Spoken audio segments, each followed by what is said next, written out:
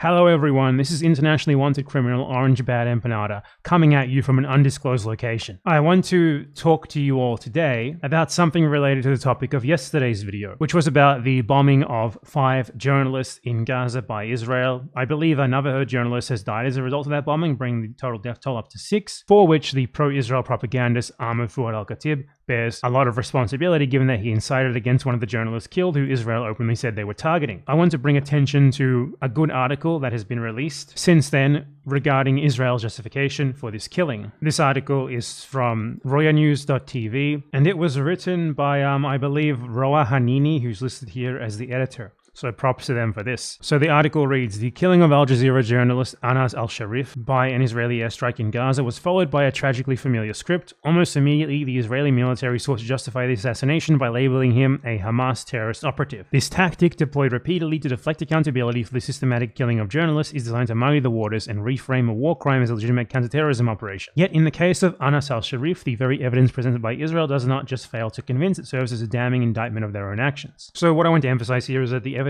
presented by Israel was in of itself just blatantly faked. They presented like a PDF file that literally anyone could have made, and it's like the IDF gives it to Israeli media, which then reports on as if it's like indisputable proof because the Israeli military said so. It's obviously a fucking joke. It's easy to make a PDF file with like 3 pages and some tables and be like, hey, look, his name is listed here as being an employee of Hamas or whatever the fuck. I could do that myself in like 5 minutes and I barely know anything about how to make this stuff. So obviously the Israeli military can fake this stuff easily. It's inherently unverifiable and very untrustworthy garbage coming from people doing genocide who are desperate to make stuff up to justify that genocide. There's no reason for us to believe it at all. But what this journalist pointed out, the one who wrote this, even if you look at this document and take it at its word, which to be clear, you shouldn't because it's obviously made up bullshit by a genocidal military, its contents still incriminate the Israeli military. As the document alleges that in early 2023, months before the October 7th attacks and the subsequent Israeli assault on Gaza, Anas al-Sharif was wounded in a training explosion. It goes on to detail the consequences of this incident, stating he was left with severe debilitating injuries, severe hearing loss in the left ear, vision impairment in the left eye, dizziness and headaches. So the document's own conclusion is unambiguous. As a result of these injuries, Anas al-Sharif was deemed incapacitated and unfit for military service. This is not a footnote, it is the central point. By the logic of the very document Israel presented to the world as justification, Anas al-Sharif held zero military capacity or role during the entire period of the war in which he was killed. He was, according to Israel's own exhibits, a disabled man who could not function as a combatant.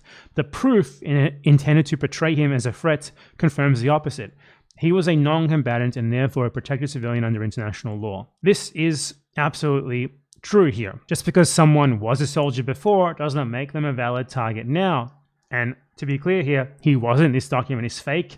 I'm just saying that the Israelis are so bad at faking their own evidence that even their own faked evidence portrays them as war criminals. To say that this guy is a combatant based on this fake document would be like saying Hila Klein is currently a combatant based on her previous IDF service. Do you think that's Zionist? You're opening a whole big can of worms if you do. So as the article says, the actual motivation for the killing is not him supposedly being Hamas. The actual motivation for the killing is that he's a journalist who is posting evidence of Israel's crimes. And Israel has openly stated recently that they are planning to ethnically cleanse Gaza with a full, scale permanent or long-term occupation at the very least. And a part of enabling this new escalation above what was already a mass genocide of little babies and children especially, they need to get rid of even more of the people who have been documenting it. Even the few journalists who remain bravely still standing, reporting on the truth. And this is abundantly clear, and Israel's own supposed fabricated evidence proves it to be the truth as well, beyond reasonable doubt, as their own fucking evidence specifically claims that he is unfit to be a combatant. So he's obviously not a combatant. This was an excuse for them to murder not just him, but the entire team of journalists that was with him all at once in one fell swoop to try and hide their genocidal baby-killing crimes.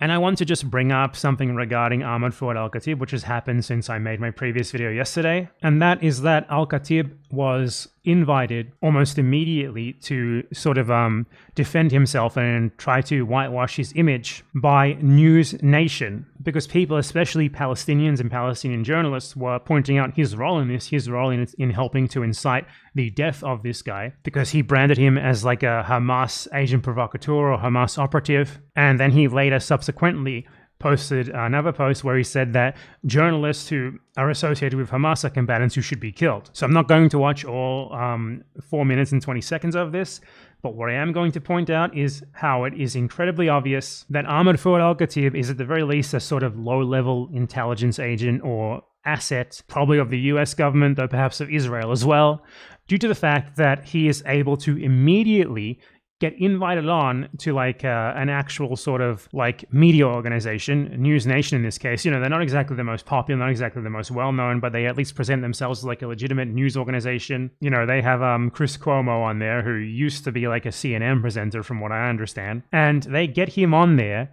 to like allow him to defend himself from people posting tweets at him, accusing him of complicity in this murder. That shows that he has, you know, connections in high places, because this guy has no real organic following. He's an extremely small Twitter account, basically. He doesn't really do anything aside from give like presentations to two people funded by the Atlantic Council and mostly just post on social media. Yet here he is, invited to defend himself on a supposedly like real news agency in like a chat with the presenter, where he's just allowed to present his own narrative here, his own like attempt to wash his hands of this as if it's fact. And this speaks volumes of who he is.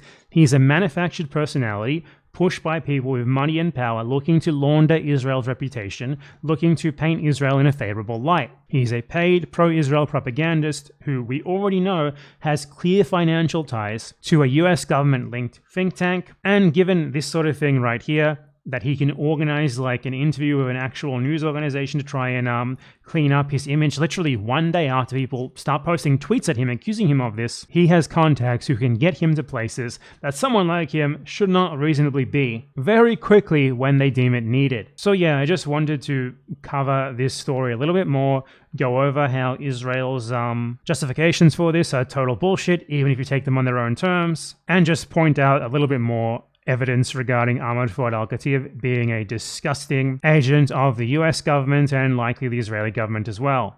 See you next time.